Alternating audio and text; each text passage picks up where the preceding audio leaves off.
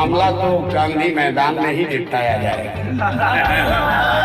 मेरा अनशन जारी था, जारी है और आगे जारी रहेगा। वो शख्स जिसने भारतीय राजनीति में अपनी पहचान नरेंद्र मोदी के चाय पे चर्चा से बनाई और अब बिहार के छात्र आंदोलन का बड़ा चेहरा बन चुका है।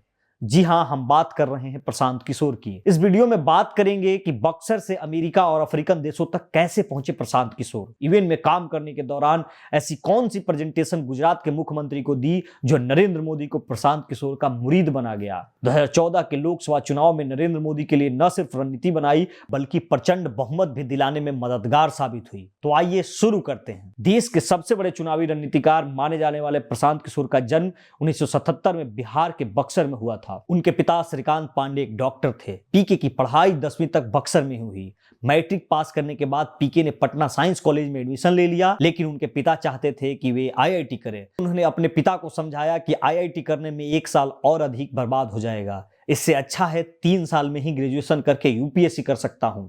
हालांकि अपने पढ़ाई के बारे में द लल्लन टॉप को दिए इंटरव्यू में खुद प्रशांत बताते हैं, मैंने वो परंपरागत माध्यम को नहीं अपनाया। बीच में कई बार पढ़ाई ड्रॉप भी करनी पड़ी। मैं हर दूसरे साल पढ़ाई छोड़ देता था। 12वीं के बाद मैंने 3 साल पढ़ाई छोड़ दी। जब एंकर ने उनसे पूछा कि इस ड्रॉप के समय वो क्या करते थे, तो उन्होंने कहा कि कुछ नहीं कर रहे थे। एक युवा जो गलत काम कर सकता है वो सब कर रहे थे। यही कारण है कि उसके विस्तार में मैं नहीं जाना चाहता। उन्होंने हैदराबाद में इंजीनियरिंग की पढ़ाई की और फिर पब्लिक हेल्थ में मास्टर किया। इसके बाद वे यूनाइटेड नेशन के साथ जुड़े, जहां उनकी पहली पोस्टिंग आंध्र प्रदेश में हुई। यहीं से उनकी प्रोफेशनल करियर की शुरुआत हुई। इवेंट में रहते हुए एक महत्वपूर्ण मुलाकात ने उनका जीवन बदल दिया। ये मुलाकात थी नरेंद्र मोदी के साथ, जो उस समय गुजरात के मुख्यमंत्री थे।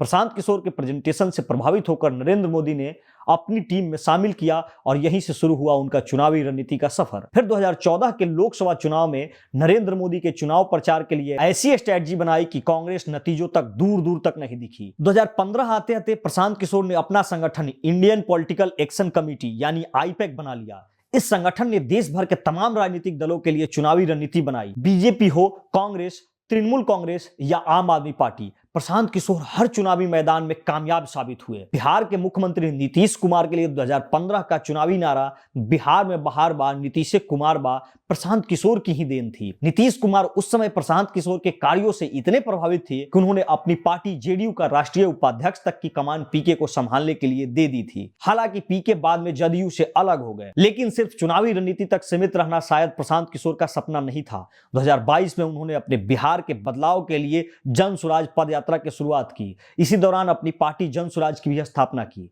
हालांकि पार्टी को अब तक बड़ी सफलता नहीं मिली है और प्रशांत किशोर खुद भी मानते हैं कि यह यात्रा लंबी है। प्रशांत किशोर ने अपने पार्टी के उम्मीदवारों को बिहार विधानसभा उपचुनाव और तिरहुत स्नातक विधान परिषद चुनाव में उतारा, लेकिन उन्हें सफलता नहीं मिल पाई। हालांकि यह उनकी राजनीतिक यात्रा का सिर्फ एक हिस्सा है और उनके आगे का सफर अभी बाकी है। तो दोस्तों, एक पॉलिटिकल स्ट्रेटजिस्ट से लेकर एक राजनेता बनने तक का प्रशांत किशोर का यह सफर काफी दिलचस्प रहा है। वो एक ऐसा नाम है जिन्होंने भारतीय राजनीति को एक नया मोड़ दिया है। आगे उनका सफर किस ओर ले जाता है, यह देखना वाकई रोचक होगा। प्रशांत किशोर को लेकर आप क्या सोचते हैं, कमेंट बॉक्स में जरूर बताएं। द लोल तंत्र के लिए मैं ज्योत प्रकाश। अंत तक वीडियो देखने के लिए धन्यवाद।